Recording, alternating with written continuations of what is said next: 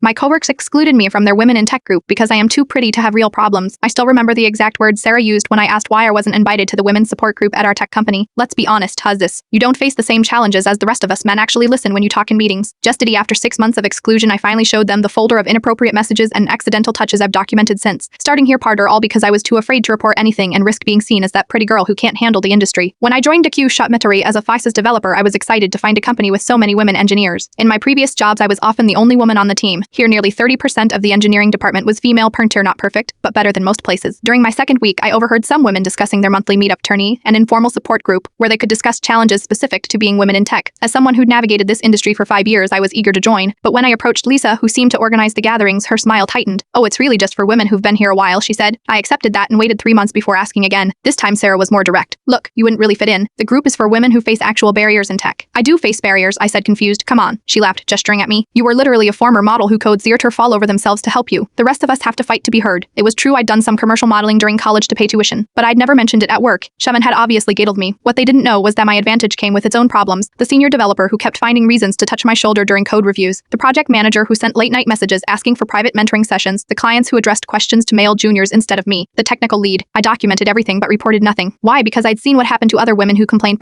they became difficult or not team players, and with my background I feared being dismissed as the pretty girl who couldn't handle technical environments. So I kept my head down and worked twice as hard. Hertia, the authentication system everyone said couldn't be done in our timeline. Stayed late fixing others' bugs without taking credit. All while being excluded from the very support network that might have helped. Yesterday changed everything. During a team meeting, our director praised a feature I'd built. Minutes later, Sarah presented an almost identical solution as her own. When I pointed out the similarities, she smiled and said, "Great minds think alike, though I've been working on this approach for months." Something snapped. After the meeting, I approached the women's group during their lunch gathering. Without a word, I placed my documentation folder on the table, palm print, timestamps, witness names, 6 months of harassment I'd endured silently. "This is why I wanted to join your group," I said quietly. Not all barriers look the same. The silence was deafening. Lisa finally spoke. "Why didn't you report any of this?" "Because I was afraid of being exactly what you already decided I was." Pert, the pretty face who uses her looks instead of her skills. "I thought you of all people would understand that this morning I received an email from HR requesting a meeting about my documentation. I also received an invitation to next week's women's support group meeting, but I'm not sure I'll go. I'm starting to realize that solidarity shouldn't be conditional on fitting someone else's idea of what struggle looks like. Some people think beauty erases barriers. Others know that every woman in tech fights her own unique battle. I am done apologizing for not struggling in the exact way others expect me to."